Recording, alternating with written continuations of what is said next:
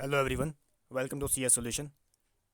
आज के इस लेक्चर में हम देखेंगे एचपी हाई कोर्ट का previous JOAT paper part 3। Part 1 and part 2 already आपको यूट्यूब में मिल जाएंगे। ये इस पेपर का लास्ट पार्ट होगा। Okay, let's start. Question number 71। RATS stands for regulation analysis and time series. चलिए इसको समझते हैं। What is RATS? RATS is developed by Estima incorporation. RATS is a powerful program which can perform econometric and statistical operation। इसमें आपके statistical operation perform होते हैं और इसका यूज़ होता है डाटा को एनालाइज करने के लिए।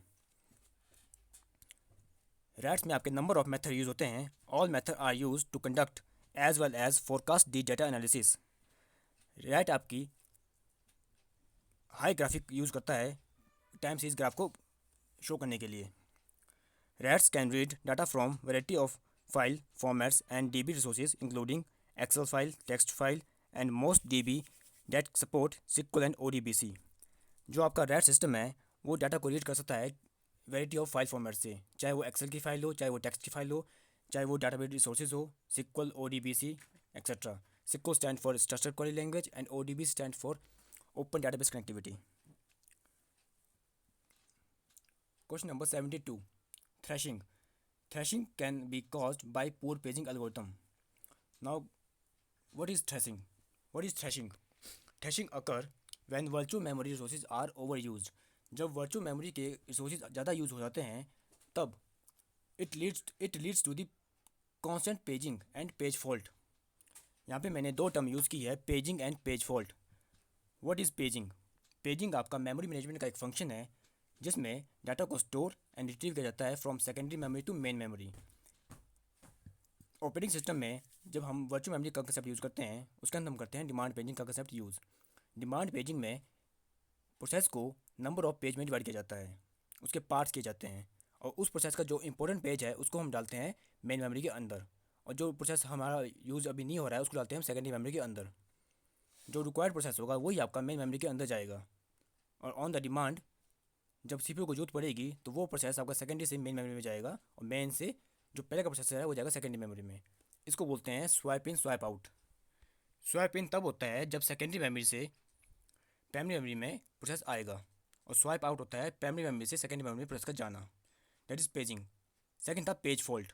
जब सीपीयू ने किसी पेज की डिमांड की या फिर किसी प्रोसेस की डिमांड की, अगर उसको वो पेज मेमोरी में नहीं मिला, दैट इज़ पेज फॉल्ट। इसमें दो टर्म यूज होती है, हिट एंड मिस। हिट का मतलब है पेज का मिलना, मिस का मतलब है पेज का ना मिलना। That's it. Question number 73। Inter process communication. Inter process communication आपका ऑपरेटिंग सिस्टम का ही कंसेप्ट है। It is use to communicate many process between them. एक प्रोसेस जब दूसरे प्रोसेस से कम्युनिकेट करता है that is called inter process communication. इसका सही आंसर होगा option number D. Inter process communication allow processes to synchronise activity. Question number 74। Which while running DOS on a PC, which command would be used to duplicate the entire diskette? एक disc की पूरी copy कौन कौन सी command create करती है? That is disk copy. Disk copy आपकी internal command है। इसका यूज़ होता है एक पूरी डिस्क की कॉपी को क्रिएट करना। फर्स्ट में देखा था कॉपी कमांड। कॉपी कमांड का यूज़ है एक फाइल को कॉपी करना और उसको दूसरी लोकेशन में पेस्ट करना। ये भी आपकी इंटरनल कमांड है। Option C check disk. Check disk is also internal command. इसका यूज़ है डिस्क को रिपेयर करना और उसको एरर फ्री करना। Option D type.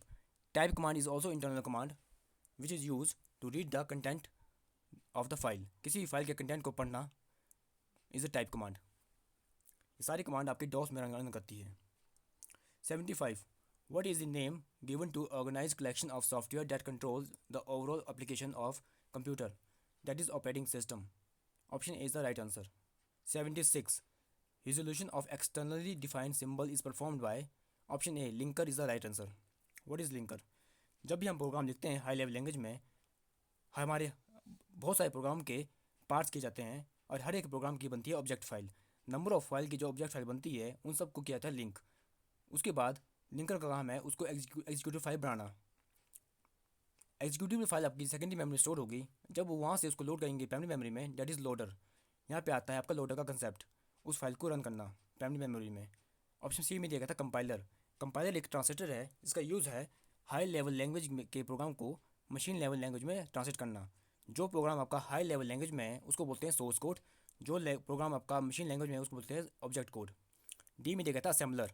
असेंबलर भी एक ट्रांसलेटर है जिसका यूज़ है to convert program written in assembly language into machine language.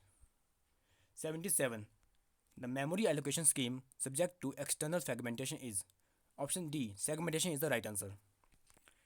78. What is the name of operating system for the laptop computer called Maclite?